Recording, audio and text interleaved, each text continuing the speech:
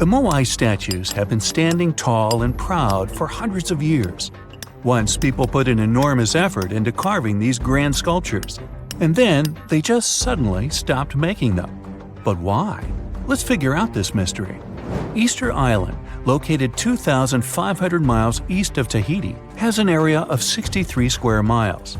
To this day, it's one of the most isolated islands in the world. Once it was covered with forests, filled with different trees and ferns. But when the first humans came to the island around 400 CE, the forest slowly began to disappear. And starting from 1250 CE, Moai statues began appearing all over the place. People made them from different types of rock: compressed volcanic ash, basalt, trachyte, and red scoria. As it's a volcanic island, these were all the ingredients the creators of the statues had to use. And once the builders completed their work, they covered the statues with pumice. The faces of the statues are different, but they all have distinct expressions with heavy brows and large noses. Their arms are carved into the body. Some have hats on top of their heads.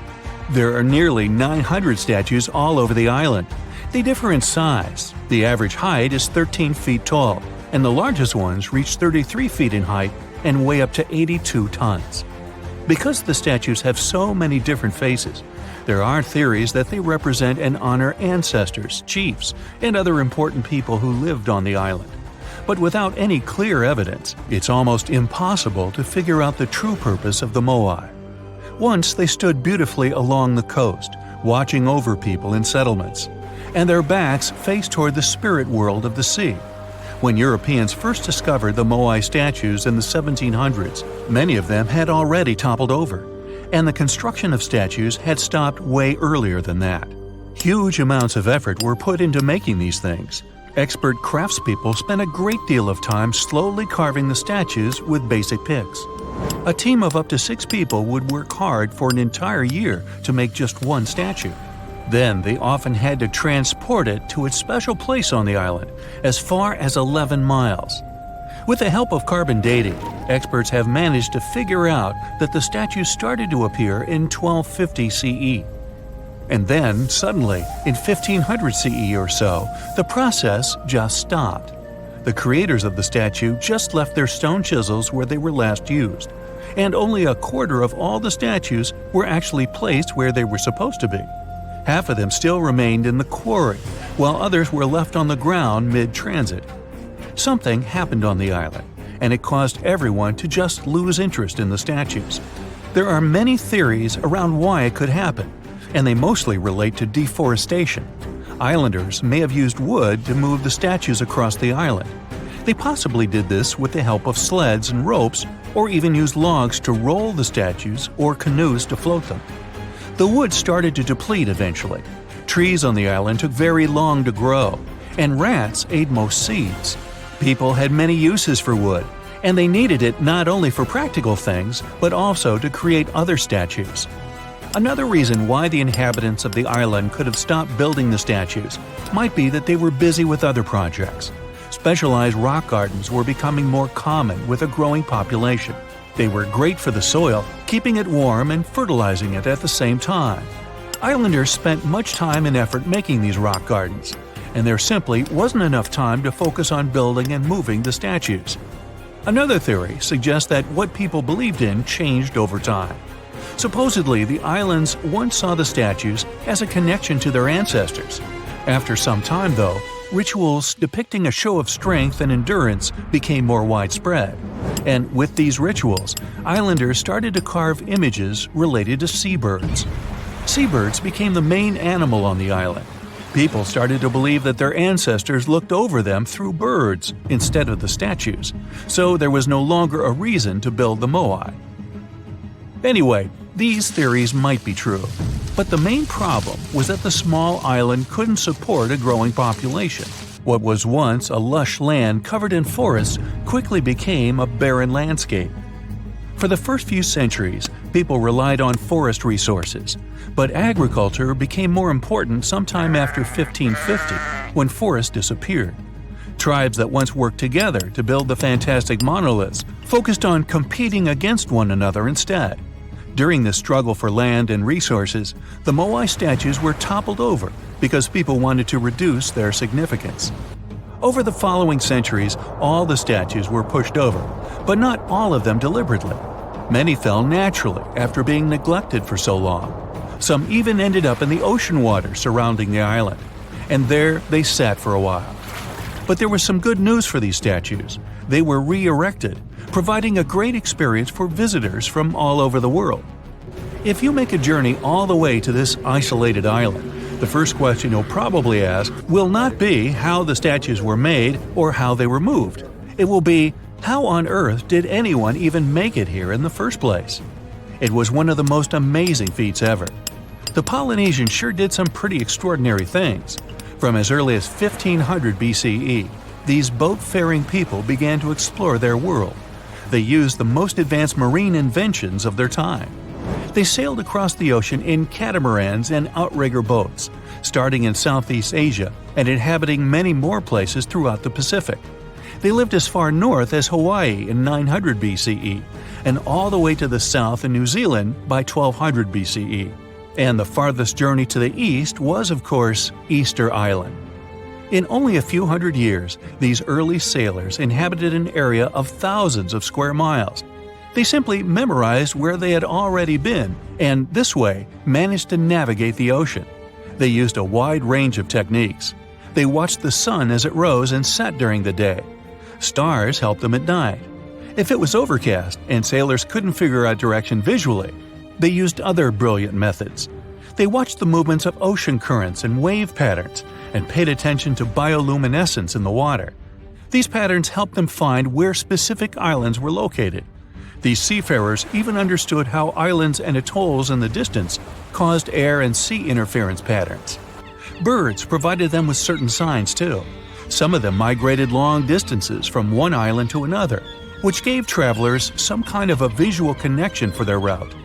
Other types of birds had specific feeding times. Sailors knew when and where they hunted and directed their boats depending on where these birds fed. Vikings certainly get way too much credit for their seafaring abilities. Where they used a sun compass, the early Polynesians relied purely on the knowledge of how nature itself could guide them. Their skills were so advanced that in 1769, Captain James Cook, an English explorer, even hired a Polynesian navigator because of his extensive knowledge of the seas. But even more surprising was the fact that he drew a map from memory. It covered an area that was 2,000 miles wide. In this region, there were 130 islands, and the navigator knew 74 of those islands by name. At the beginning of their voyage, Captain Cook often disregarded the navigator's advice. But toward the end of their journey, he was very impressed. He also recognized the Polynesians as possibly the most widespread nation on Earth. The Easter Island giant heads are so popular that they even have their own emoji. Their true meaning has been a mystery for hundreds of years. But it looks like we at least know how they were built and transported to their permanent location.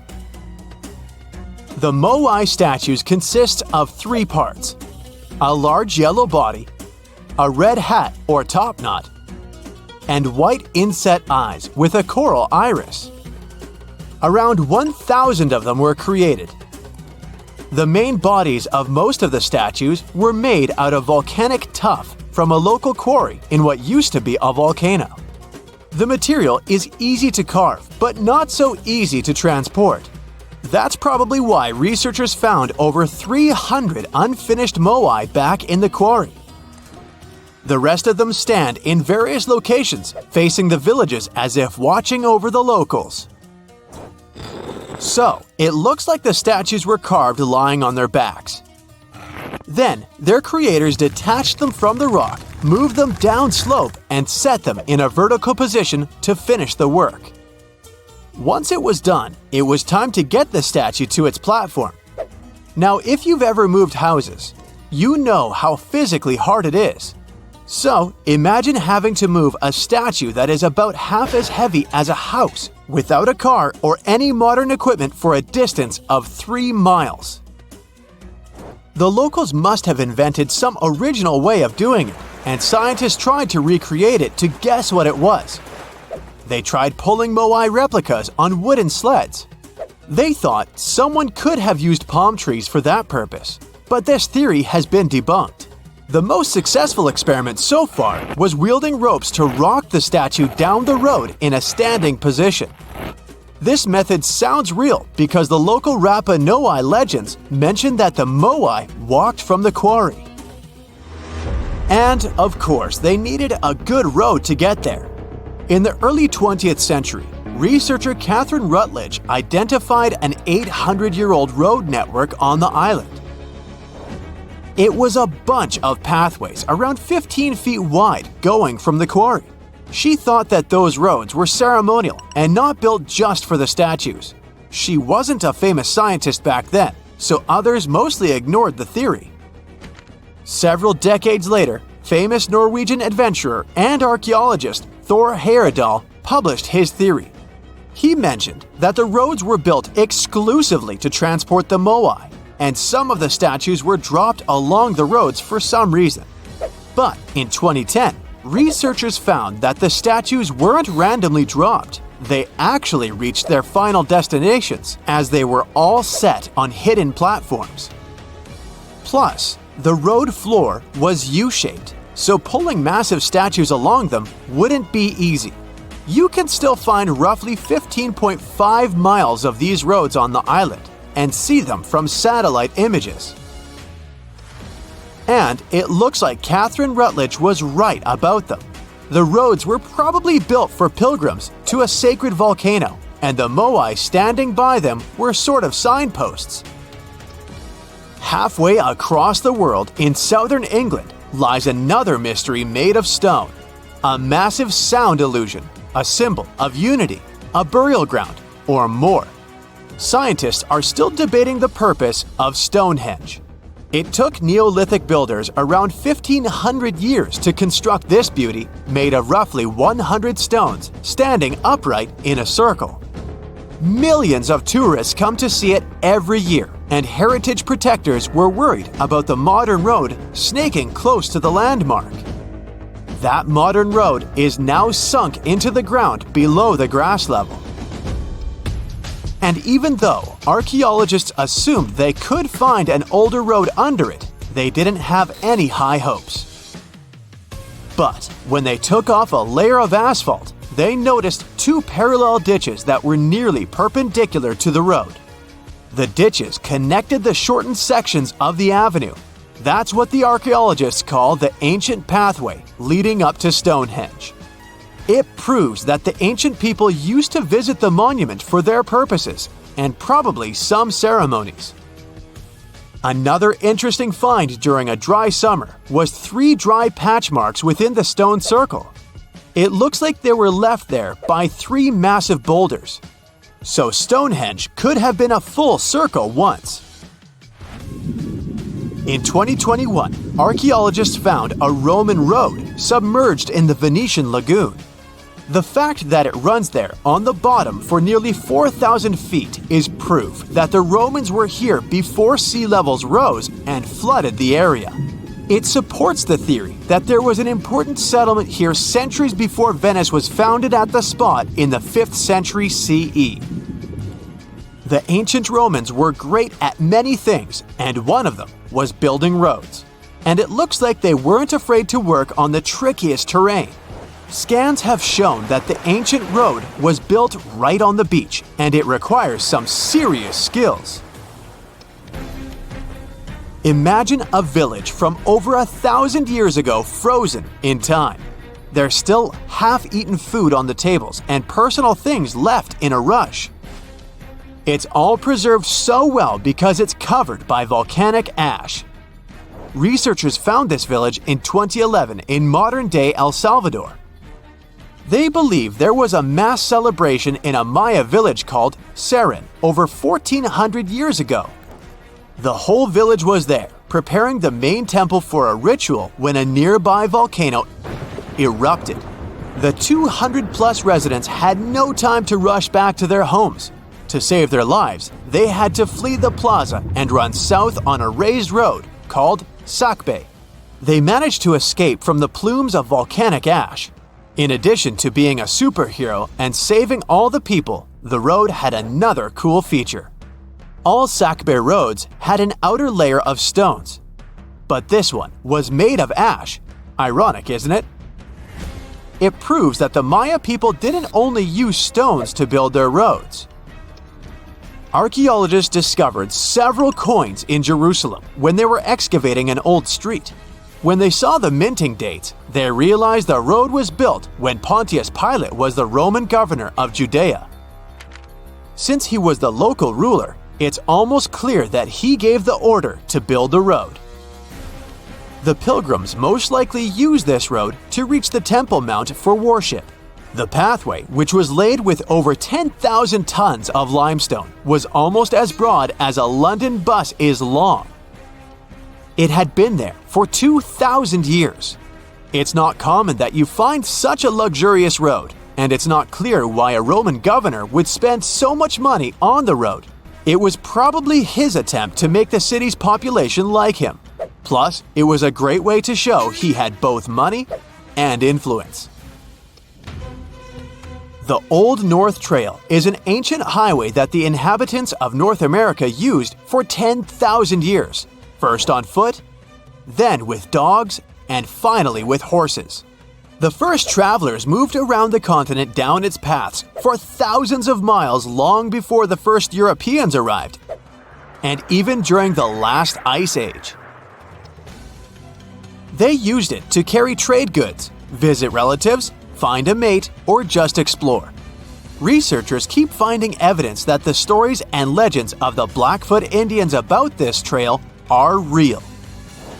And it could be even the road that served one of the most massive human migrations. The people who crossed from Asia on the Bering Land Bridge about 15,000 years ago and settled in North America might have used the ice-free corridor along the Rockies, which later became a part of the trail.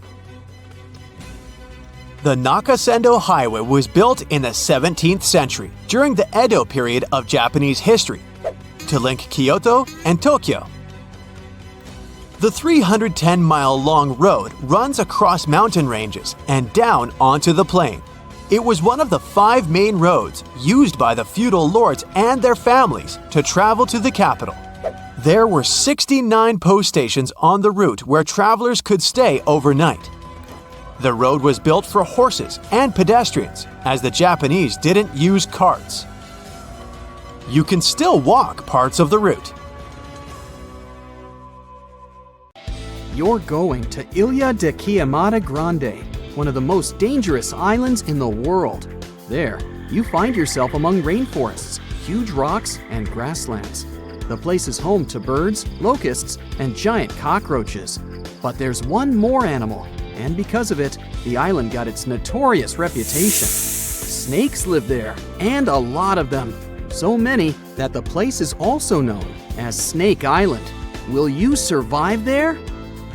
Located just 20 miles away from the coast of Brazil, the island has an area of 43 hectares, or over 100 acres. It probably got cut off from the mainland after the last ice age. The snakes were also separated from most other animal species. They didn't have competitors and had an unlimited source of food. In such a small area, there are up to 4,000 snakes. That's one snake for every 10 square feet. It would be a difficult feat not to come across a snake on this island. Not only is this snake, the golden lancehead, one of the most numerous on the island, but it's also a highly venomous pit viper species. And it's also one of the most venomous in all of Latin America. Its venom is so potent due to the isolation of the species, with only birds sharing the land with them. To catch these birds, the snake's venom needed to become extra strong. And indeed, since they got separated from their distant relatives, their venom has become up to 5 times more powerful. Most of the time, these snakes hide in the trees or amongst leaves on the ground. If you find yourself stranded here, you'll want to keep yourself a safe distance away. Snakes mainly use their sense of smell and rely on vibrations. If you get too close to one, either stand still or slowly walk away. If you make too many vibrations, this will make them feel threatened, causing them to strike. If you spot them a safe distance away, or if you're walking toward tall grass, stamp your feet a couple of times. This will notify snakes of your presence. They won't risk taking down prey larger than they are and will likely slither away. Carrying a stick is always a good idea, just in case you happen to come across a snake accidentally. This way, you'll have an extension of your arm that cannot be bitten. This simple thing might save your life. A stick with a V shape on the end will give you even more advantage. Even if a snake starts acting aggressively, holding it down will stop it in its tracks. But whatever happens, don't try to pick it up. Okay, but what if you get bitten? The chances are pretty high on this island, of course. First of all, don't try to get the venom out on your own. Make sure you call emergency services immediately. And once help is on the way, apply a wide bandage. A piece of clothing will do if you don't have anything else. Don't try to chase the snake trying to identify the species.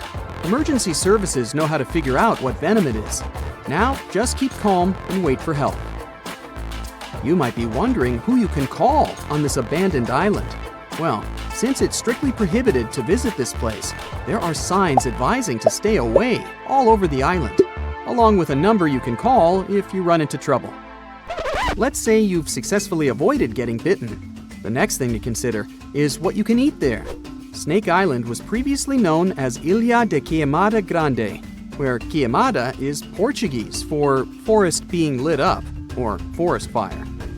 The reason for that was the fact that the entire island was deliberately set on fire to make room for a banana plantation. Unfortunately, the banana business didn't turn out to be a success, probably because farmers got sick and tired of snakes. But some banana trees still thrive today, and they can provide you with some much-needed nutrients. You'll also want some protein in your diet throughout your stay. Luckily, along with the snakes trapped on the island, there are also cockroaches. These giant prehistoric-looking roaches come out at night to feed on plants. Get that barbecue started and enjoy the rare delicacy this island provides. A great way to survive on the island is to avoid it altogether. If by chance you happen to be sailing past, keep in mind that this place was once connected to the mainland. Rocks beneath the waves are very likely to damage the bottom of your boat if you get too close. Make sure you keep an appropriate distance when traveling past. Sure, this island is intriguing, but please remember that no matter how close you get to it, you won't be able to see snakes from the boat. You can only see these creatures if you get close enough, which you really shouldn't do. And it's not only reptiles that make this location dangerous. Pirates visit the island quite often. Not the sea shanty singing peg-legged arr pirates, but bio-pirates who come there to capture the very thing that makes it so dangerous. They come there for snakes, to catch them and sell them illegally. Since the island got cut off around 11,000 years ago, the golden lancehead has evolved within its own unique habitat. So, although there are many reptiles on this island, they're still an endangered species. Due to their limited numbers, their value is very high, reaching up to $30,000 on illegal markets, which gives biopirates the motivation to catch them. I can think of better ways to make a living. Anyway, let's say you've got all the resources necessary to survive in one of the most dangerous places on Earth. Do you think you would manage this feat? Perhaps you think it's impossible. You'd be surprised at how possible it can be, if you know what you're doing. It turns out many have visited this scary place before. Research teams often come there. They study the golden lancehead snake, its environment, and its food sources for conservation purposes. But scientists always make sure there's a doctor on the team. There's also a lighthouse on Snake Island. It had been operated by people until the 1920s. Then it became automated. One guess why. Brazilian authorities visit the lighthouse once a year to make sure it's still functional. Locals on the mainland know the reputation of the island, so the stories of people going missing are minimal. But one group of fishers once got too close to the island. As they were sailing along their normal route, they accidentally neared the shore. Their boat hit a rock under the waves and began filling with water. As the boat was quickly sinking, the men had only two options: to try to survive in the rough sea or swim to the shores of Snake Island. It was a hard choice to make. After all, they had heard the stories. And it wasn't just about snakes.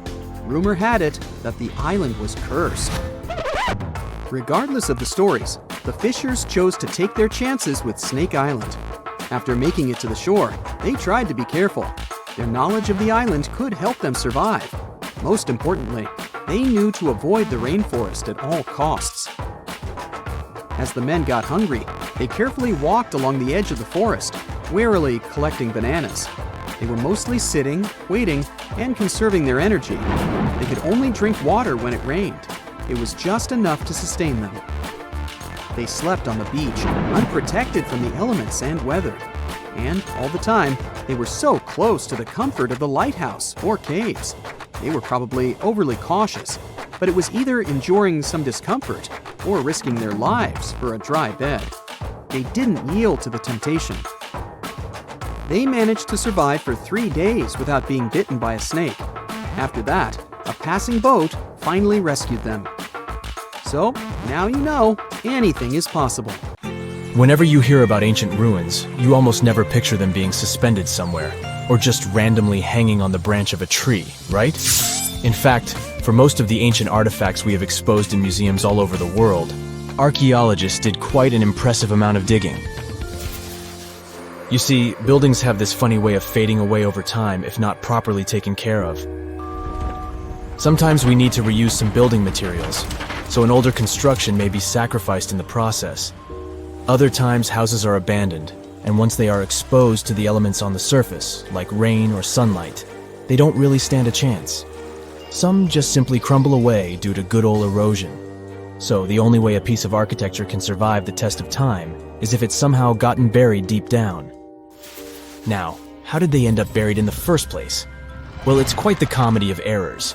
Ancient cities had a habit of gradually raising their ground level like a kid adding toppings to their ice cream sundae.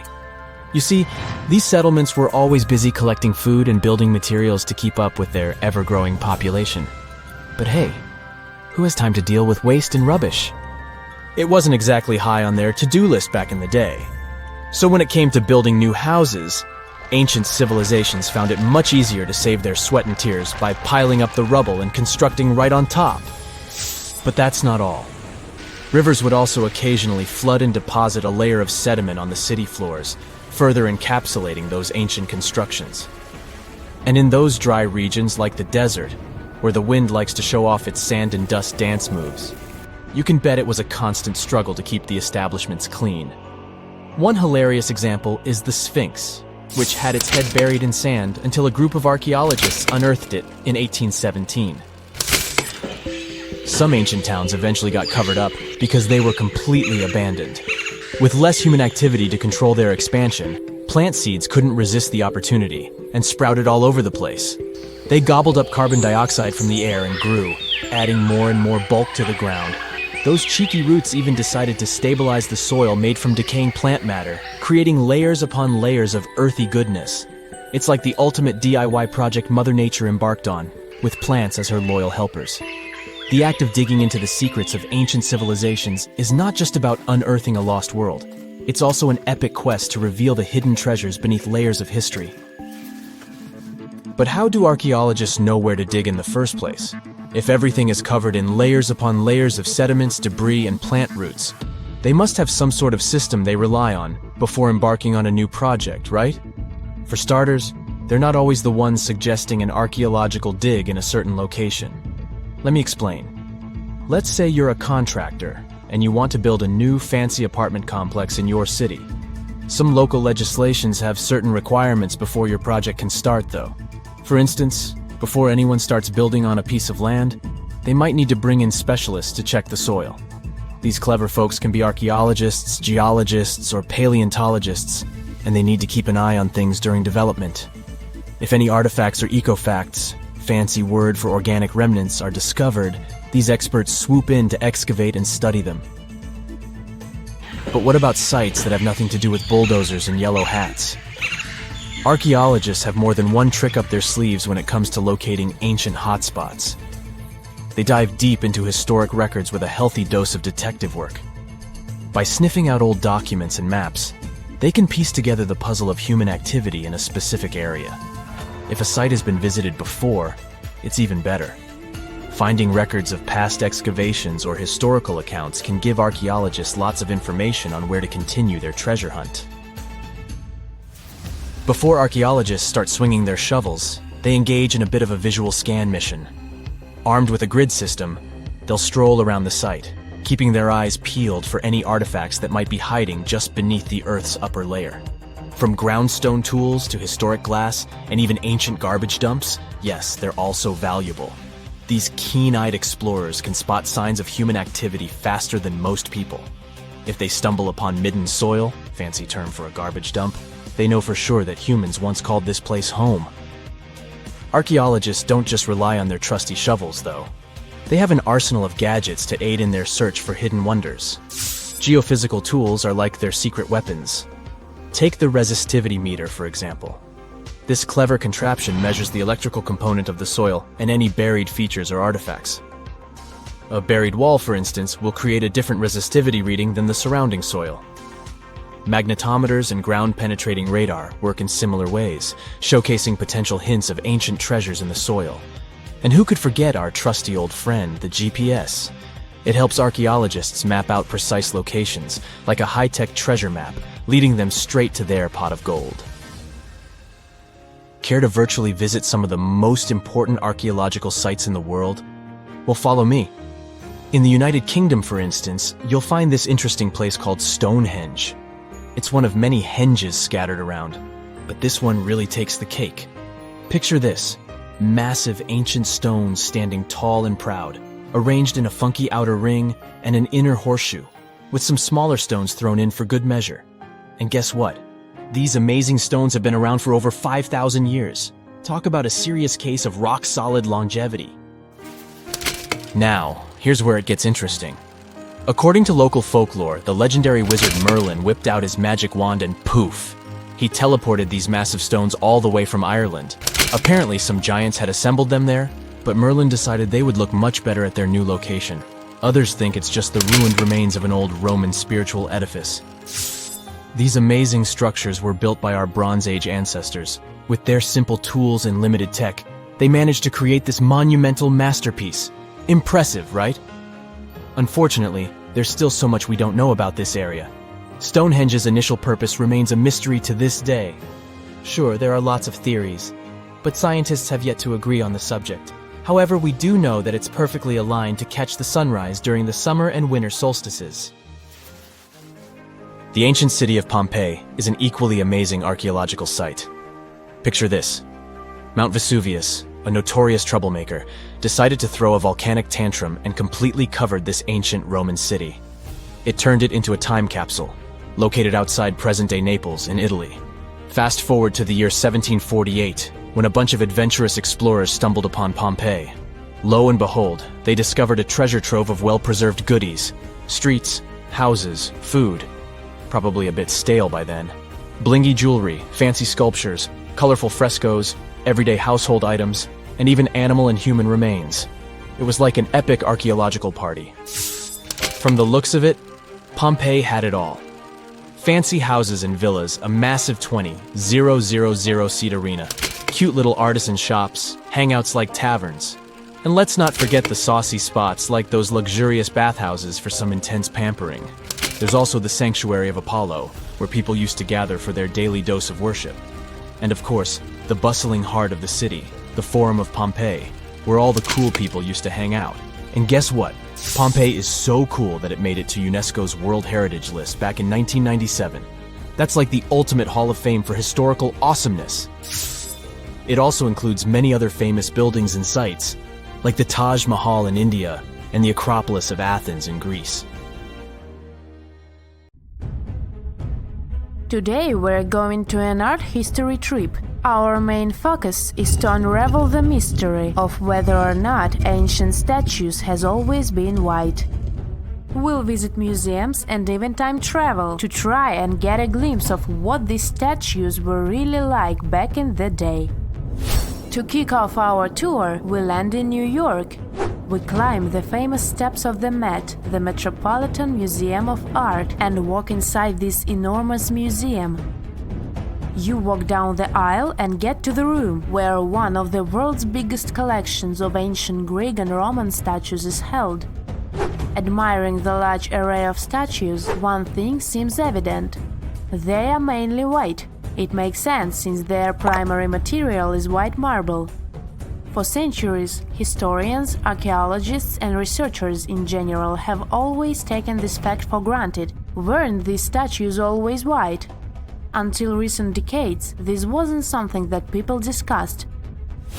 But in the 1980s, researchers unearthed an ancient Greek statue that was clearly pigmented. This new discovery made them wonder, were all ancient statues painted? Let's take a close look at this work of art.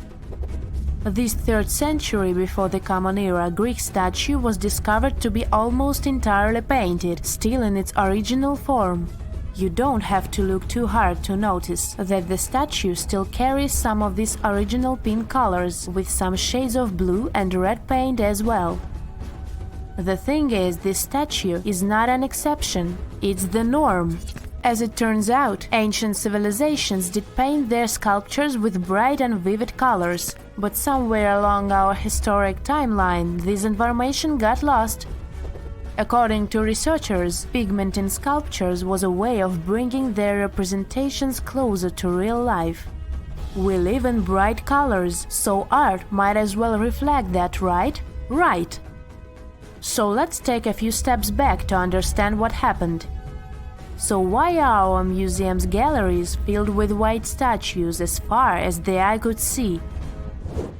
You might have heard of Michelangelo.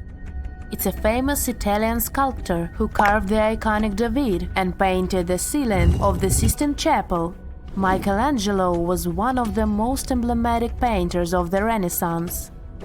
The Renaissance was a historical period when European artists, philosophers, and scientists developed a renewed interest in the creations of ancient Greece and Rome. Artists like Michelangelo studied a series of Roman sculptures, like this one, the Laocoon and his sons.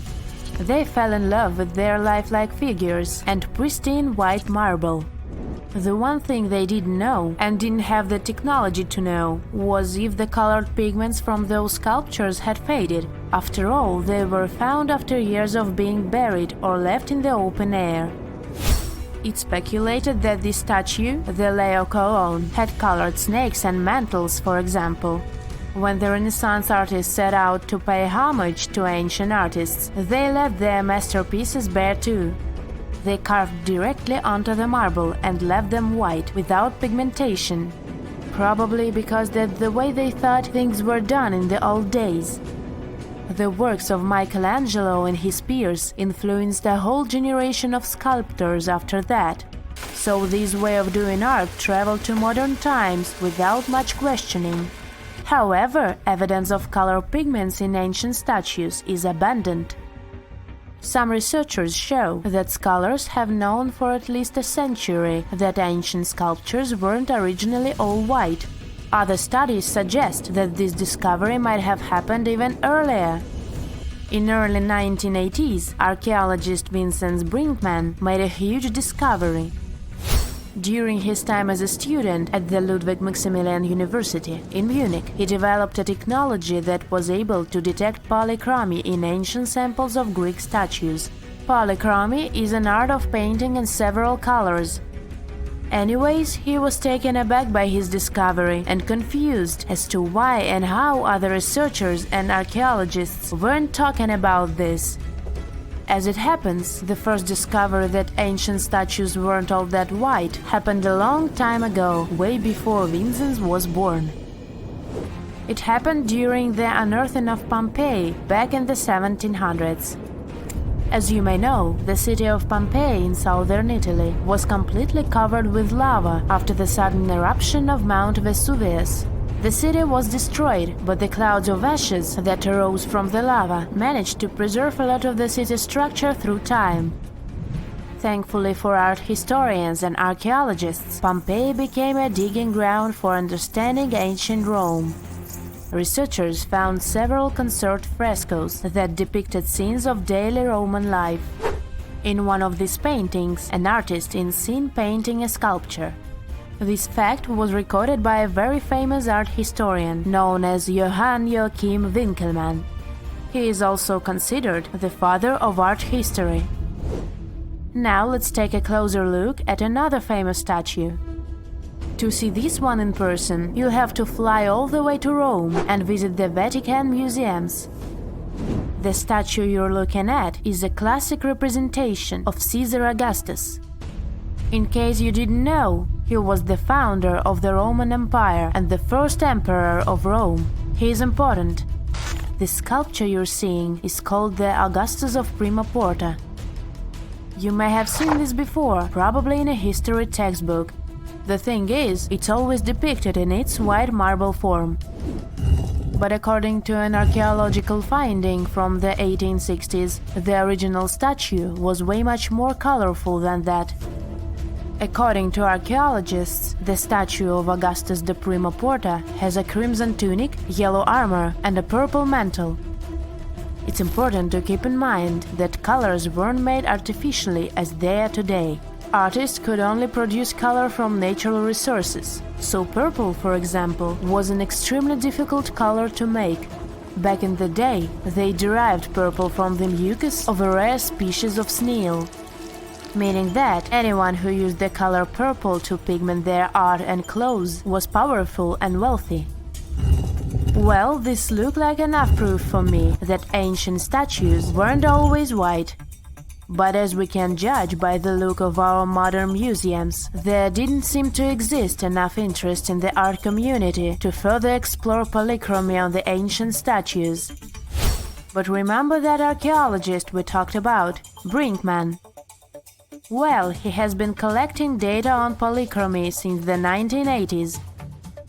At a certain point, he even began making colored replicas of such statues. The technology used is far from simple. To reconstitute these ancient works of art, Brinkmann makes a 3D plaster copy of them. Then he paints them by hand with the help of his wife.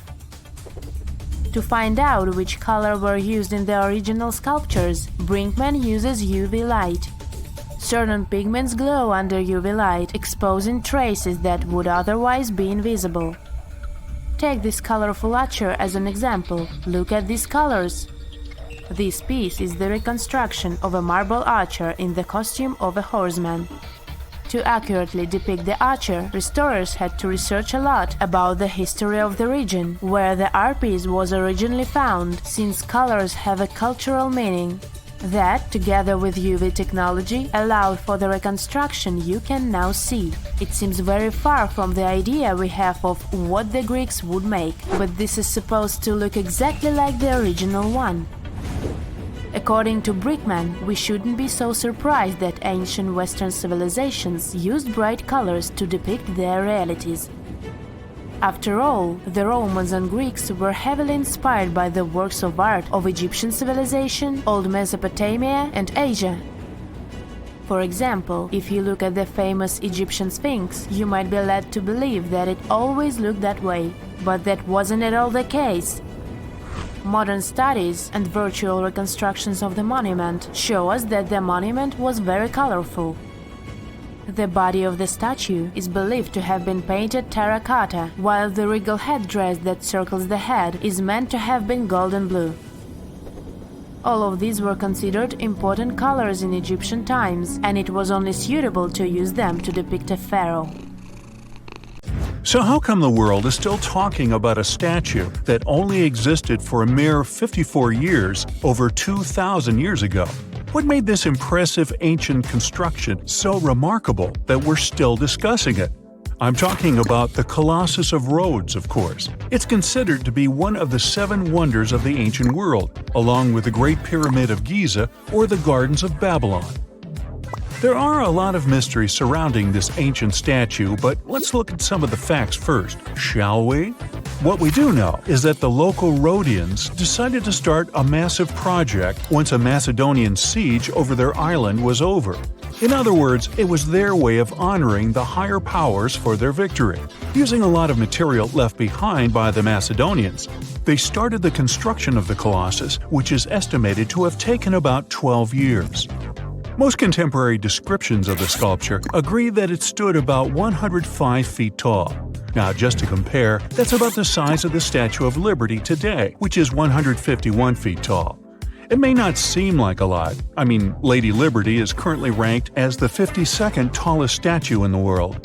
The champion here would be the Statue of Unity in India, standing proud at an astonishing 597 feet. But for ancient times, that was quite an accomplishment. But is the similar height the only connection between the Colossus of Rhodes and the Statue of Liberty? Not really. We do know that they both also refer to Lady Liberty as the modern Colossus, since both statues were constructed as a symbol of liberation. There's even a plaque placed inside the pedestal of the New York statue, inscribed with the first verse of the sonnet, "The New Colossus," not like the brazen giant of Greek fame. To build this massive Colossus statue, they sure needed a lot of bronze. Some ancient records even recount that the construction required 27,000 to 29,000 pounds of bronze.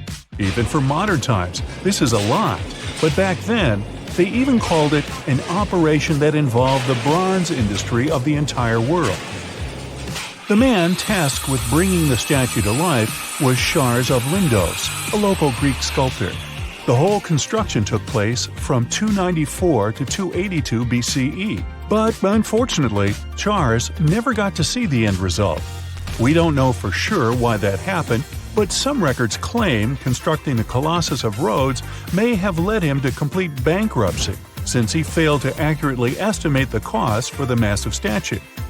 Anyway, we still don't know for sure how it was possible to build a statue this big back in those days. They had none of the equipment we have today, like excavators or elevators. Some old records said that they had to invent a completely new, custom method to build it. It all happened on the location, put together piece by piece. They supposedly split the statue into many different sections, and the first one to be constructed was the feet. Once each section was done, huge mounds of earth were placed around it, so they could continue working on the next section above. However, these records were made more than 100 years after the Colossus was finished, so there's little we can say about the accuracy of this information. In all those 12 years, the local Greeks worked around the clock to build the Colossus of Rhodes. They started with a white marble base that they placed at the statue's feet. They then continued with some sort of an iron skeleton, to which they attached the bronze plates. Why did they choose bronze, though? Well, that was more for practical reasons, since bronze is stronger than iron and it can also sustain extreme weather conditions. More so, if you think about it, the statue was located pretty close to the sea, so the air surrounding it would have been pretty salty. That's why they needed to make it out of quite sturdy material. And what about the location? Well, that's something that has been up for debate for a long time. Researchers initially believed that the statue stood with each leg on either side of the Mandrake Harbor, one of many in the city of Rhodes, basically straddling its entrance. As imposing as that may sound, it was likely not the case. First of all, that would have meant the harbor would have to have been closed for the whole duration of the construction, which doesn't seem to match all the other records. More so, after the statue had fallen, it would have probably blocked the entirety of the harbor, which again doesn't seem to be mentioned anywhere. Most recent depictions say that it most likely stood either on the eastern side of the Mandrake Harbor or maybe even further inland. So, what happened to this impressive structure? Is there really nothing left of it to this day? And why did it survive for only 54 years, since it took so long to build and it was so important for locals? Well, as admired and valued as it was to the Greeks, an earthquake took the Colossus of Rhodes away from them. The story goes that because of the movement of the earth beneath it, the statue snapped at its knees and was completely laid on the ground. Nonetheless, the statue still continued to be admired for centuries. The Rhodians refused to rebuild it as they considered it a sign and did not dare intervene with destiny. By the middle of the 7th century, they had taken away what was left of the statue completely. Legend says it took about 900 camels to carry all the bronze away from the location. And what about the looks of the statue? This is also one aspect that is still shrouded in mystery. Even though it was a symbol of the locals' pride in maintaining their independence, they did not use the depiction of the statue for any of the coins they made, even though that was kind of customary. Other art historians do think, however, that the Colossus was similar to other depictions of the same mythological creature, a male figure that had rays of light rising from its head. The position of its hands is also still up for debate. Some say it might have even been holding a torch. We don't know if his hands were pointed straight down or whether the right arm was raised, like in similar representations in Greek mythology. The original might not be here for us to admire anymore, but there are some plans out there to rebuild it. A group of European architects intends to build a 21st century version of the ancient statue. This new construction is planned to stretch 500 feet tall. It should serve as a cultural center combined with a lighthouse. To make sure it won't have the same destiny as its ancient ancestor, these designers intend to use a lot of technology available today. Firstly, they plan to cover the whole exterior of the modern Colossus with solar panels so that the enormous building has enough electricity. They also intend to use modern resources to make sure earthquakes and wind forces won't affect the massive structure yet again. To do that, they plan to build the statue as a tripod structure, made from its two legs and a third pillar of support, constructed from the sash draped over the statue's arm and touching the ground. They also plan to place heavy steel support around the base for counterbalance. They even thought of a suspension system that would permit the statue to rock back and forth, making it a bit more flexible and able to resist all the various weather conditions. The manufacturer's suggested retail price on this project is quite high though, estimated at around $283 million. Supporters of the modern Colossus are optimistic as they are certain they can raise that impressive amount of cash through crowdfunding and private investments. Tourists visit them daily, scrambling for the perfect selfie with some of the world's best-known attractions. But I'm sure you're unaware of these little secrets some of these places are hiding. I promise that today you will look at these world-famous monuments in a new way.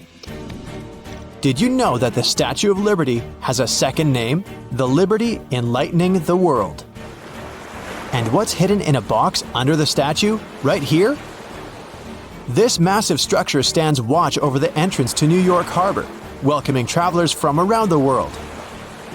And there's a lot about this beautiful lady that may surprise you. Designed by sculptor Frédéric Bartholdi, France gifted it to the United States in 1884. That's a pretty nice present, but there was a catch. Already built and much too big to move, it was dismantled entirely, packed into 200 crates, and shipped across the ocean.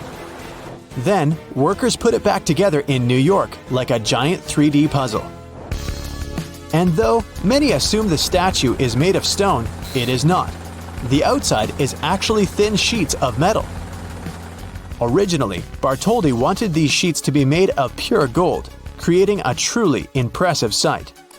But at 305 feet tall, the expense was too great. He opted for copper, a cheaper material instead. The one drawback: copper turns green over time. When the metal comes in contact with oxygen, it results in a chemical reaction called oxidation. The Statue of Liberty was originally the color of a shiny new penny. Not as impressive as gold, but pretty spectacular. For 25 years, it changed to a darker brown, then slowly faded to the light green it is today. Because the statue is hollow, you can actually go inside and walk up to her head. I hope you've been working out though. You have to climb 354 stairs to make it to the crown. Though initially open to visitors, the torch is now out of bounds. It was damaged in 1916 and has remained closed ever since. Maybe avoid visiting when the weather is bad. In heavy winds, the Statue of Liberty sways up to 3 inches, while the torch can move as much as 5 inches. I would turn as green as the statue itself. Oh, and it's hit by nearly 600 bolts of lightning every year. Shocking, I know. There's also a secret box tucked away beneath the statue. It contains a copy of the US Constitution. 20 bronze medals, and a portrait of the statue's designer. Another well-known monument takes us over the Atlantic Ocean to Paris, France. It's the Eiffel Tower. And though appreciated now, did you know it was once so disliked it almost never got built? Or that the engineer added a special floor just for himself when the tower went up? Engineer Gustave Eiffel built it for the 1889 World's Fair. At 1,083 feet tall, it's the same height as an 81-story building. Once finished, it was the tallest human-made structure in the world and remained the tallest for 41 years until the construction of the Chrysler Building in New York City. Before being built, the public received a sneak peek of the designs. People were not impressed. They called it everything from a truly tragic street lamp to a belfry skeleton, and residents, along with the Champ de Mars where the tower was going to be built, actually went to court to block its construction. But authorities sided with Eiffel, and the tower was finally built. Gustave asked the designer of the tower, Maurice Koechlin, to include an apartment at the very top for his private use. It offered a 360-degree view of Paris and had a living room, big enough for a table, a couch, and a piano, a kitchen, a bathroom, and a bedroom. Talk about a luxury penthouse in the sky. Let's take a quick hop over to London next to check out the Big Ben. But which part of the structure does the name actually refer to? You might be surprised. Big Ben is actually the name of the bell, not the tower. That's right. You're more likely to hear Big Ben than see it. It's located in the Clock Tower, which was renamed Elizabeth Tower in 2012. And the only visitors allowed to enter Elizabeth Tower and see Big Ben are residents of the United Kingdom. Everyone else can only admire it from afar. Pity. The bell weighs 16 tons, the same as 4.5 hippos, and is 7 feet tall. Not far from here is the impressive London Eye, Europe's biggest wheel at 443 feet tall. Less than 30 years old, it still has its secrets. In this case, they involve the number 13, a little romance, and tortoises. There are 32 climate-controlled observation capsules on the giant wheel, but they numbered them from 1 to 33. What? The reason is simple. Designers skipped the number 13 because of its association with bad luck. Next time you take an elevator, you'll notice there's no 13th floor in most buildings for the same superstitious reason. The 32 capsules represent the 32 boroughs, or areas of London. And it is a top-rated tourist destination, receiving more visitors than the Taj Mahal or Stonehenge. And who knew a giant wheel could be romantic? At least 5,000 marriage proposals and over 500 weddings have taken place here. Not a fan of scary rides? You got nothing to worry about. The London Eye moves at a very slow 10 inches per second, which is twice as fast as a tortoise moving at top speed. The ride doesn't even stop to let people on and off. Back to the United States for this next famous monument, the Hollywood sign. Did you know that it used to be bigger? Or the reason it was built in the first place? Don't worry, I'm about to share all its secrets. Developers S. H. Woodruff and Tracy E. Schultz built the original sign in 1923, creating it to advertise real estate. The two men wanted to establish a new neighborhood called Hollywoodland, and the now iconic sign was simply meant to be a giant advertisement to draw home buyers to the area. They planned to remove it after 18 months. In fact, the original sign spelled out Hollywoodland. The city dropped the last 4 letters in 1949. And now, you can only appreciate it from a distance. Tourists are not allowed anywhere near the actual sign. Standing in your way, razor wire, motion sensors, infrared technology, and alarms. There are even helicopter patrols. Yikes! Let's head north to Canada next, to the city of Toronto. When you search along its skyline, you'll see its most famous landmark, the impressive CN Tower. At 1,815 feet tall, it's pretty hard to miss. But what treasure does it hide in a special time capsule tucked away in its walls? It took a whole year for 1,500 workers to build the tower, completed construction in 1974. 2 years later, it was open to the public. Afraid of heights? It might not be a tourist attraction for you. First, the elevators have glass sides and a glass floor as well. It takes 58 seconds, speeding at 15 miles per hour to take you from the ground floor to the observation deck in the sky. And the deck also has glass panels on the floor. Don't worry though, you're not gonna fall through. They're so strong that they can handle the weight of 35 moose. I wonder how they tested that. When the tower opened in 1976, a time capsule was hidden in the wall of the lookout level. Inside, you'll find newspapers, Canadian coins, letters from children, and a letter from Pierre Trudeau. The capsule will remain there until 2076, and there's more. Mount Rushmore actually has a hidden room behind Abraham Lincoln's head, but what's inside? Sculptor Gutzon Borglum initially had a much bolder design in mind, including moments in American history with the foreheads of George Washington, Thomas Jefferson, Theodore Roosevelt, and Lincoln. But his ideas were too ambitious. Instead, he was given permission to create a Hall of Records, a secret chamber that would highlight the history of the United States and any important documents. And finally, what's the secret color-changing magic of the Taj Mahal in India? And the reason is surprisingly simple. The large building can be found in the city of Agra in the northern part of the country. It was built by Shah Jahan as a monument and a tomb for his wife, Mumtaz Mahal. Construction started in 1632 and wasn't completed until 1647. White marble covers the outside of the building and is decorated in jewels like lapis lazuli, jade, turquoise, and amethyst. These are placed to create geometric and floral patterns. But if you look at photos of the building, it doesn't always look the same. The color changes depending on the time of day. It has a lot to do with how the sun reflects off the marble. It may seem pinker at dawn, pure white at noon, and an orange bronze at sunset. Some evenings it may even look translucent blue. A second building was planned, designed by the Shah himself.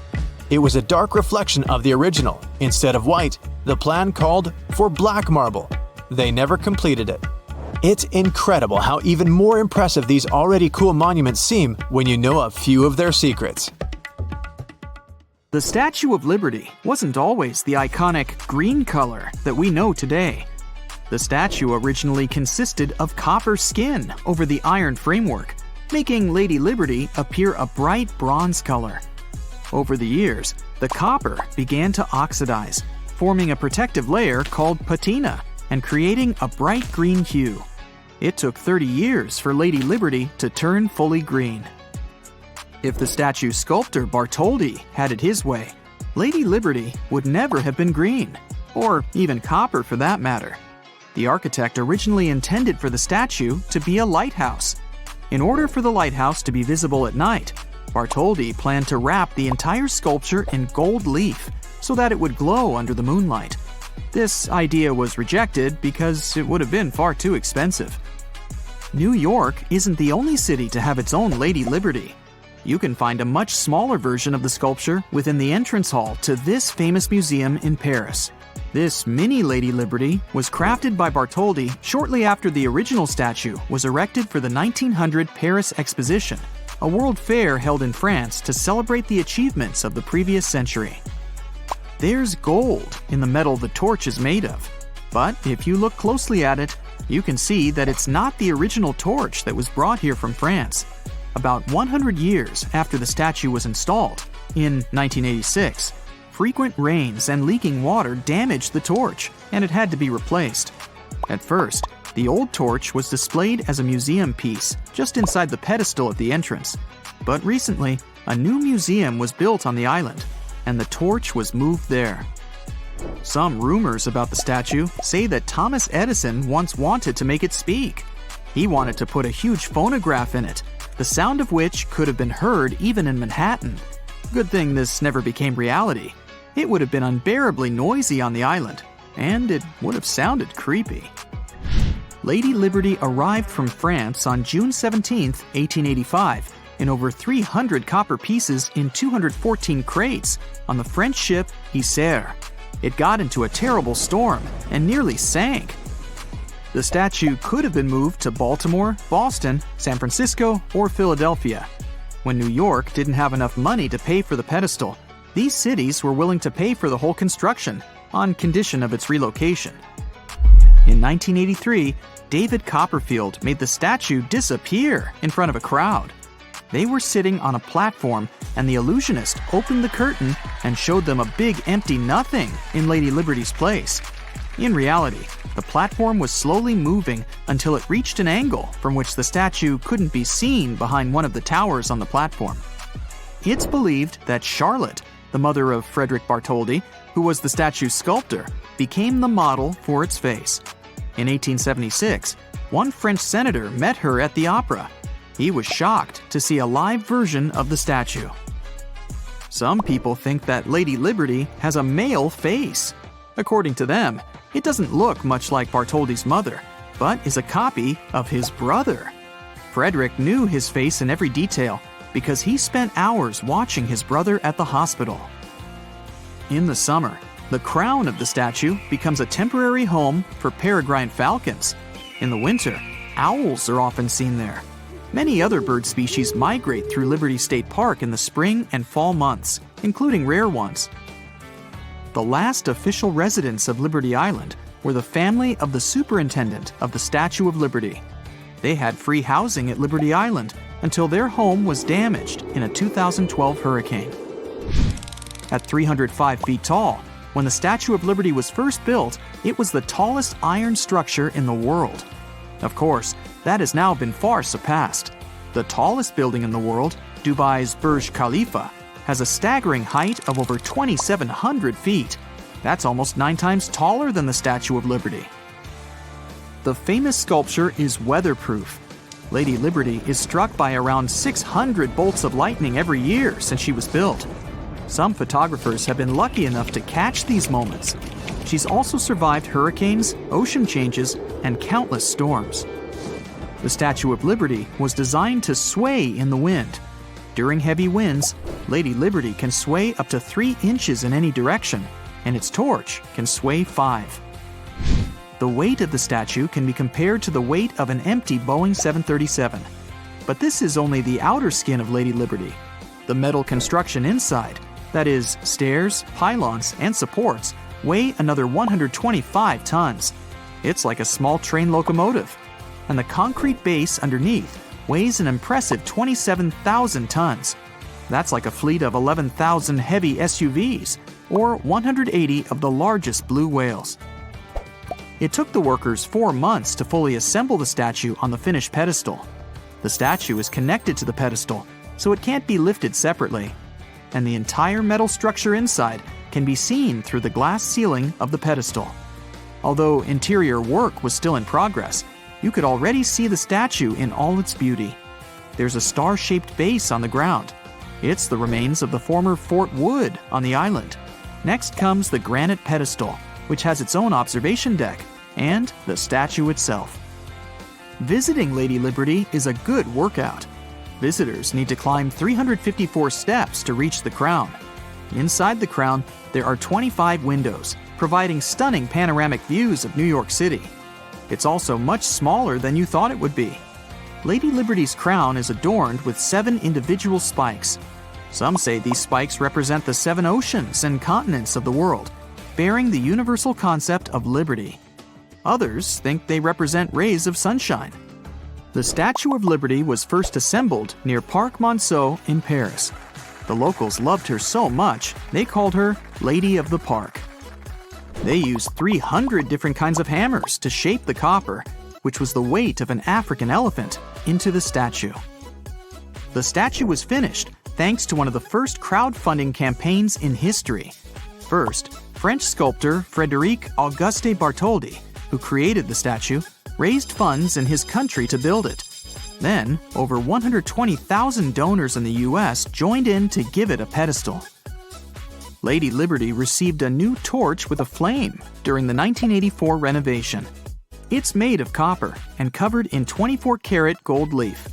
The original torch had to be replaced because of water leakage. You can now see it at the Statue of Liberty Museum. During the same renovation, the statue got a nose patch and a better supporting structure. The original one was slightly imperfect. They found out the head had been installed 2 feet off center, and the arm was 18 inches away from the body. The Lady of the Harbor is as tall as a 22-story building. Her face is as long as a queen-size bed, and her hands are twice as long. If this lady ever wanted to buy shoes, they'd have to be a size 879. Her waistline is as long as a double-decker bus, and she is about 5 times as heavy as a T-Rex. It's practically impossible to see it when you visit, but Lady Liberty is standing on a broken shackle and chains. They stand for breaking free. Her right foot is slightly raised. Bartholdi was thinking of putting chains in the statue's hand first, but ended up giving her a tablet instead. The pedestal now hosts a museum where you can learn all about the statue's history.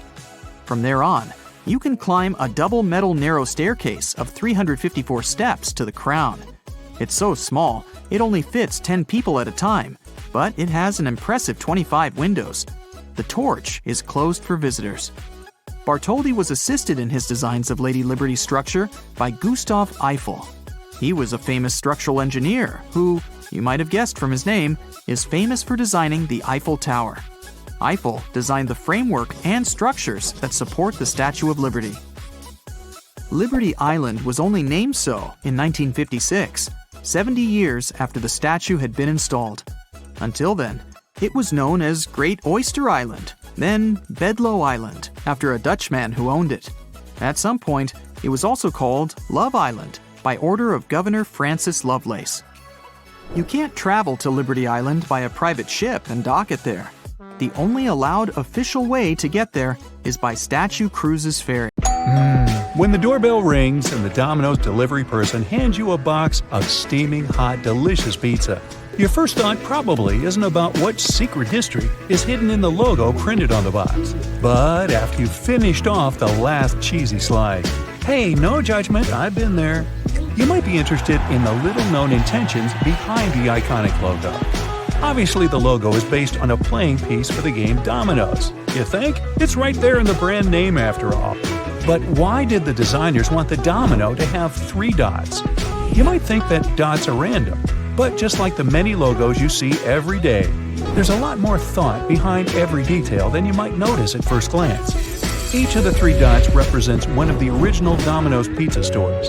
The plan was to keep adding dots for every new franchise branch they open.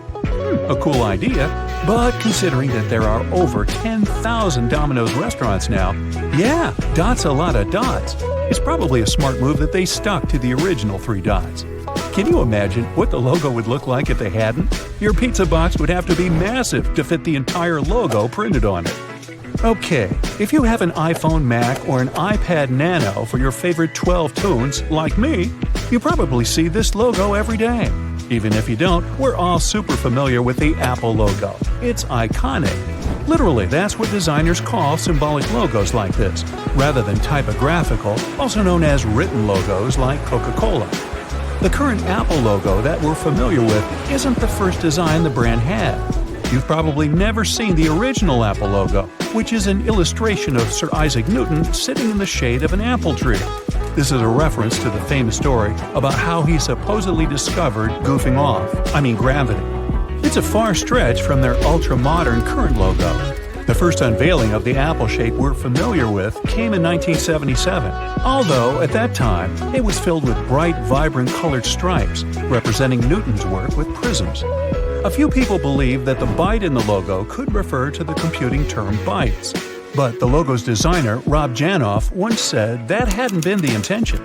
In truth, the byte was added so that the shape would still be recognized as an apple from a distance instead of looking like a cherry. Now, the Amazon logo is pretty self-explanatory, since it was designed to focus on clear typography so that the brand's name can be recognized instantly. Most people know that the yellow swoop is modeled after a smile, making you associate the brand with a cheery feeling. Ooh. But the swoop also starts at the letter A and points to the Z, which is Amazon's way of claiming that they sell everything from A to Z. Although, how many items could they really sell that start with X? Xylophones? Just mostly xylophones.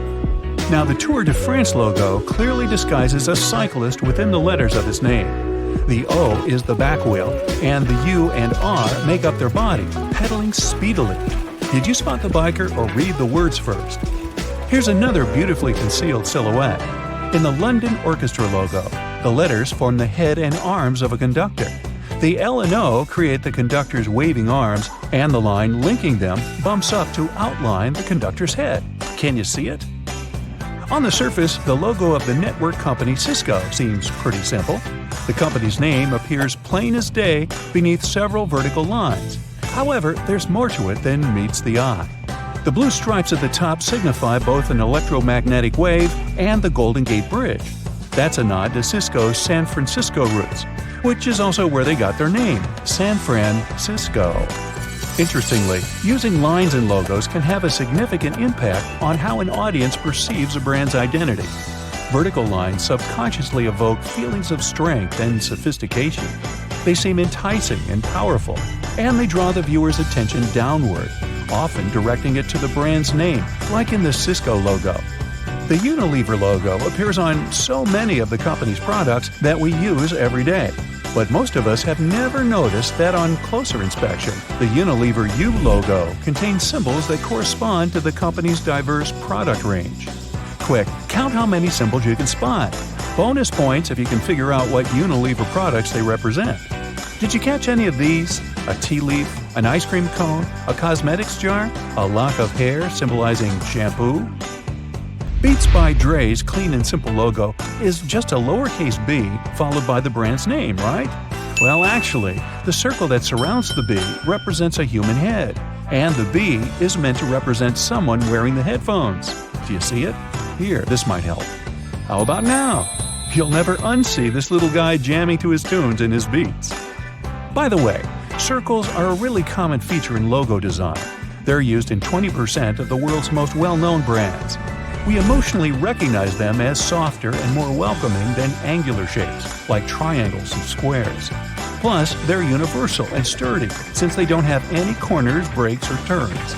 Businesses use them to subconsciously tell you that you can rely on them. Every detail is sending you a message. Even if you don't spend your free time analyzing famous logos, we all make quick associations with shapes and colors without even thinking about it. A common experiment has been repeated by multiple psychologists on a phenomenon called the Baoba-Kiki effect. Researchers show participants these two shapes and ask which of these shapes is Baoba and which is Kiki. Go ahead and try for yourself. Did your brain assign the names easily? You're not alone. Between 95 and 98% of people select the curvy shape as Baoba and the jagged one as Kiki. This tells us that the human brain attaches abstract meanings to the shapes, sounds, and other parts of design. Some people suggest that the IBM logo is supposed to look like it has been printed by one of the world's earliest computer printers. Those weren't great at laying down a smooth coat of ink. Now, that might be true, but IBM's official story is that the horizontal lines are intended to symbolize the speed and dynamics of their services. Also, one study in 2011 found that when a company's logo looks incomplete like this, people consider the business to be more outside the box and inventive. Read between the lines, right? Well, it's either innovation or your printer's out of ink. Now, if I told you to picture the work of surrealist artist Salvador Dali, you might think of this, or this. But were you also picturing Chupa Chups, the lollipop brand? Very few people know that Dali wasn't the kind of guy to turn down a paid gig. And one example of this is the logo for Chupa Chups, which he worked on developing. He was the one who added the whimsical flower pattern, while the text had already been established by the time he got his hands on the logo. He also had the idea to shift the logo from the side to the top of the candy wrapper. This way, the emblem is always intact and visible to the customer. Chupa Chups is also a great example of another design secret that you'll notice everywhere after you learn it. When food companies are picking out their brand colors, they're overwhelmingly likely to reach for a specific power duo, red and yellow. I bet you could think of 3 brands that pair rich cherry red and sunshiny bright yellow right away. But why? Thanks to its long wavelength, red is one of the most visible colors in the spectrum and the first one you'll notice. It's second only to one other color. Yeah, you guessed it, yellow. Both instantly grab people's attention, which is why we use them for important warnings, like stop signs, traffic lights, and drive-through signs. But still, why is it specifically food brands that latch onto these hues? Well, because of how visually stimulating red and yellow are, they're also associated with excitement. They're warm colors, which are known to draw people in and give them energy and excitement. Seeing the color red could affect people's behavior, including making you think that people who are wearing red are more attractive. All of these physiological effects spike your energy levels, which could explain the pang of hunger you get when you see some restaurant logos. That and the good old craving for salty French fries. Hey, where's that drive-thru? The Mozilla Firefox logo is a fox embracing the planet. The original browser's logo was a phoenix bird reborn from its flames, designed in 2002. Back then, the browser was named Mozilla Firebird. 2 years later, they changed the name to Firefox. It's the English nickname for the red panda. It's a rare and protected animal from Asia. There's a bear standing on its hind legs hidden within the famous Toblerone logo. The mountain-shaped chocolate bar was created in Bern, the Swiss capital, by Emil Baumann and Theodor Tobler. It's nicknamed the City of Bears and has a bear featured on its coat of arms. That's why this animal is featured in the image of the Matterhorn mountain that inspired the logo. The image of a happy girl in Wendy's logo was inspired by the daughter of the fast food chain's creator, Dave Thomas. Wendy is her nickname. If you look closer, you'll notice her collar spells out the word Mom. Whether intentional or not, it became something to mean a homely feel the restaurant gives its guests. 9:41, set as the time in iPhone's ads, isn't a random choice of numbers. In 2007, Steve Jobs first introduced the iPhone to the public after a 41-minute presentation at exactly 9:41 a.m.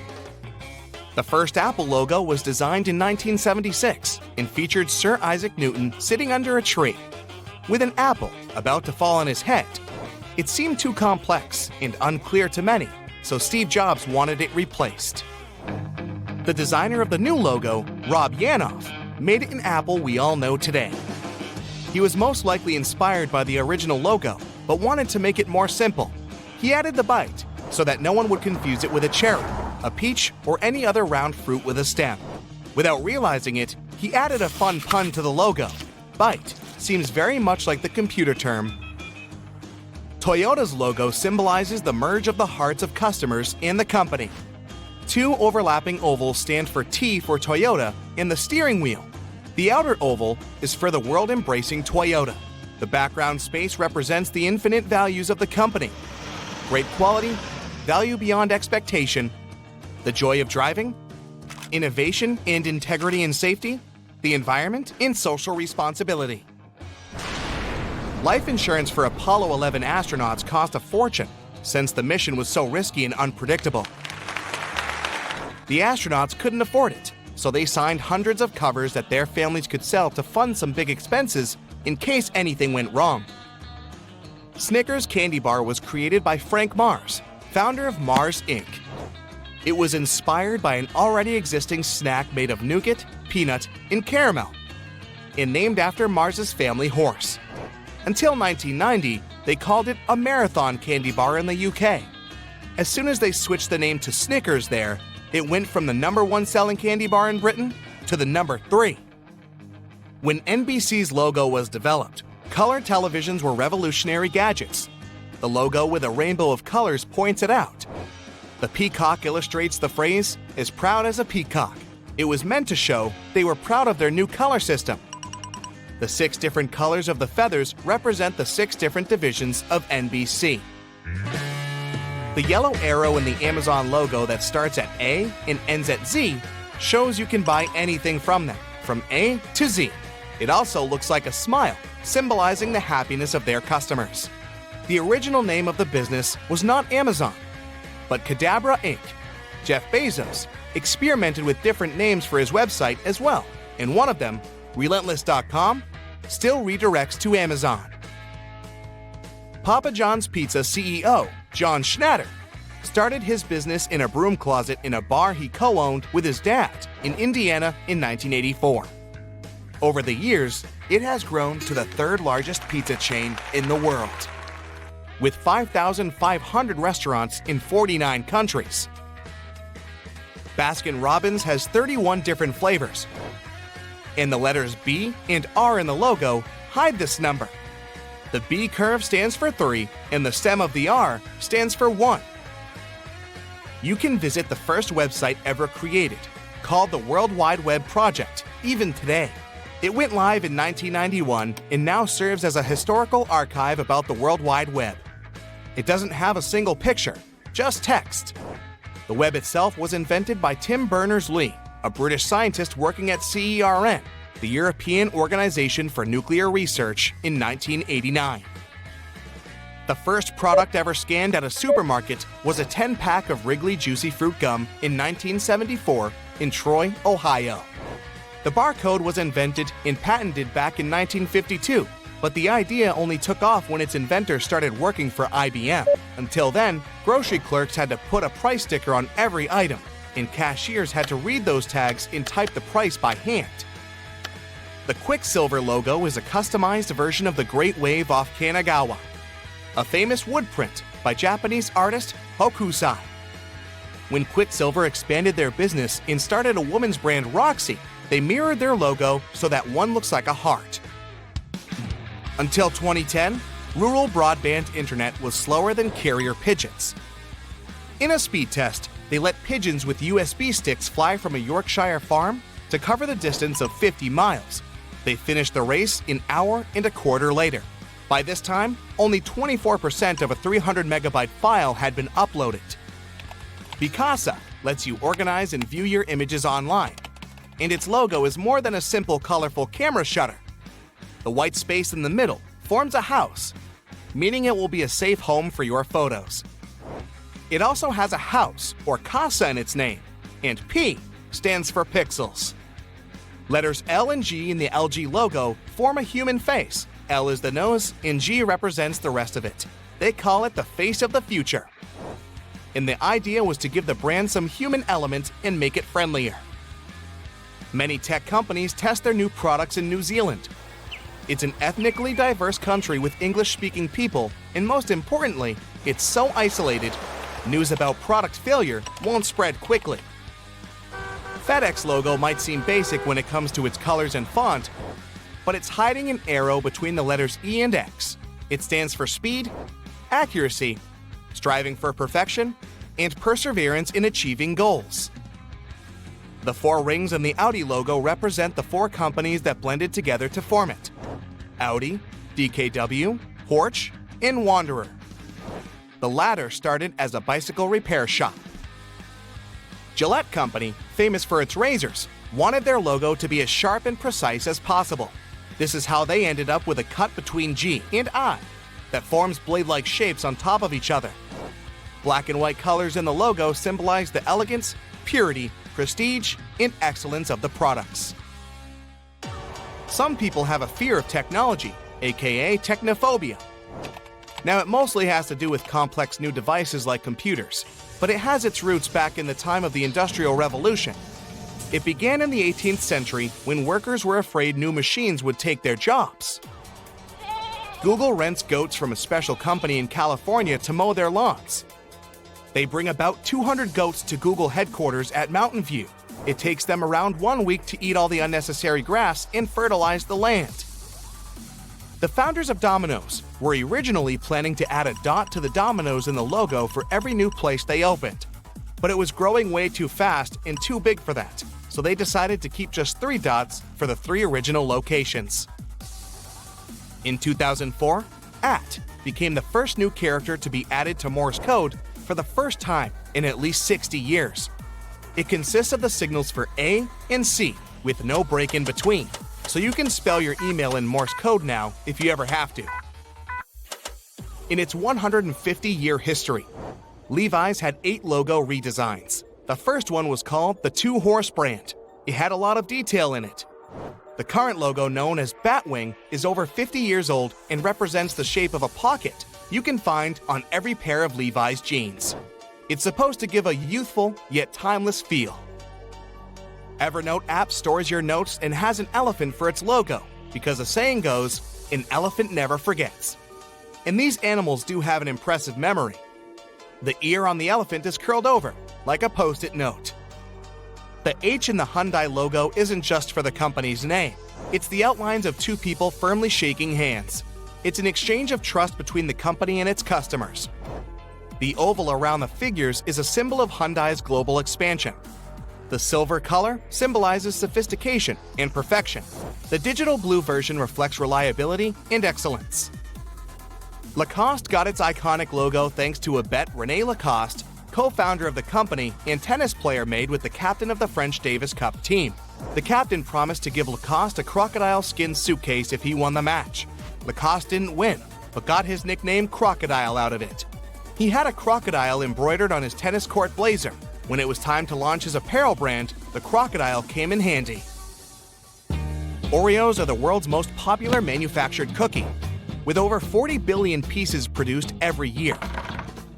Originally, they were sold by weight at the price of $2.35 for 9¼ pounds. A circle topped with a 2-bar cross stamped on each cookie is a Nabisco logo that is a European symbol of quality. When Michael Dell started his company in 1984, he planned to turn the world on its ear with his business. That's why the E in Dell's logo is slanted. The blue color stands for loyalty, trustworthiness, confidence, and intelligence. The first mechanical alarm clock could only ring at one time, at 4 a.m. It was invented by Levi Hutchins in 1787 in Concord, New Hampshire. Hutchins designed the device to wake him up for work. The early prototype of alarm clocks was invented by the Greeks in 250 BCE. They used rising water to bring a whistle into action. Airbnb's logo isn't a bent paperclip. It's called a bellow for belonging. It's a person's head, the location symbol, a pin, and a heart for love. Together, these symbols make Airbnb's famous A. In 2006, Qatar Telecom organized a charity auction where they sold the phone number 666-6666 to an anonymous bidder for $2.75 million. It became the most expensive phone number in the world. Segway Polo is a legit sport with functional teams from all corners of the globe.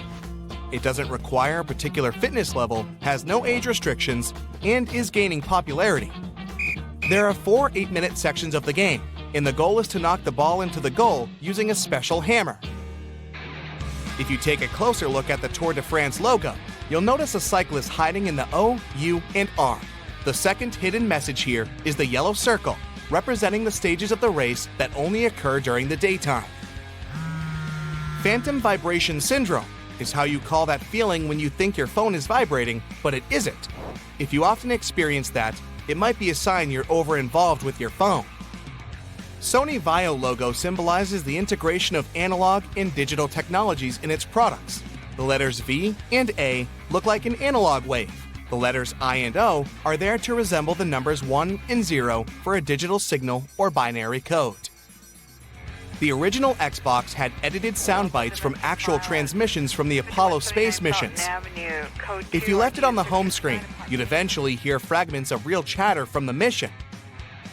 Pinterest lets you pin stuff you find interesting to your online boards. Its logo shows exactly that. It's a pin design hidden in the letter P. Pin-shaped Ps are an important part of Pinterest branding, to get people to pin more things by mimicking the action of pushing a pin into a board. Pepsi spent around $1 million to design its logo with many secret meanings. It hints at Feng Shui, the Renaissance, the Earth's magnetic field, the theory of relativity, Mona Lisa, and the Parthenon, among other things, and is supposed to serve as the key to the universe. Nintendo was founded back in 1889, long before computers, as a playing card company. They still produce those in Japan and even organize a bridge tournament called the Nintendo Cup. In 1973, a Motorola engineer made the first cell phone call in history from 6th Avenue in New York City. He was using a 2.5-pound prototype to call a rival from Bell Laboratories. There was silence at the other end of the line. The phone was almost the size of a shoebox, allowed its owner to talk for 35 hours, and needed 10 hours to recharge. The first commercial text message in history was sent on December 3, 1992, and was wishing happy holidays to the recipient, who was a Vodafone employee. Now the average number of texts sent is 6 billion per day. Apple used to have its clothing line in 1986, called the Apple Collection. They did it 1 year after Steve Jobs' temporary resignation. The idea was to see how far their fans would go in buying branded clothing, accessories, and lifestyle items. The horizontal lines in the IBM logo remind those times when photocopies had difficulties reproducing large blocks of solid ink. Originally, there were 13 lines in the logo, but then they reduced the number to 8 as they had ink bleeding problems with the 13 lines in their print media. The serif on the bottom of the M has an equal sign to show they value equality. 5 megabytes of data used to weigh 1 ton. In 1953, engineers in IBM's laboratory invented the first hard drive. The cabinet containing it weighed over 2,200 pounds and could hold just 5 megabytes of data. McDonald's logo isn't just a letter M, but also the symbol of the original golden arches of the restaurant chain. They realized prospective customers could see them well from the highway and would stop by. The world's first computer mouse was invented in 1964 and called XY position indicator for display systems. It was rectangular and made from wood with a little button on the top right. The inventor, Doug Engelbart, called it a mouse because of the cord coming from it that looked like that of a mouse. The name Mitsubishi is a combination of Mitsu, which means 3, and Hishi, which means water chestnut. The Japanese use this word to denote a diamond shape, so, put together, the brand name translates as 3 diamonds. The shield shape of the NFL logo symbolizes the league's commitment to the highest standard of sporting entertainment. The 8 stars stand for the 8 divisions currently used in the NFL. The first word that has ever been auto-corrected was te. To do it, you had to press the left arrow and F3. Northwest Airlines logo has an N and a W in negative spaces. The triangle in the circle is a compass that points northwest. The airlines were flying up high from 1926 until 2010 when they merged with Delta.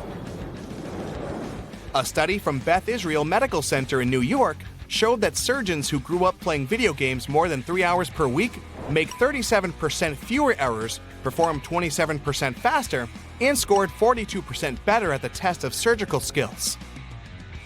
The Mercedes-Benz brand is a product of merging the companies of Gottlieb Daimler and Carl Benz.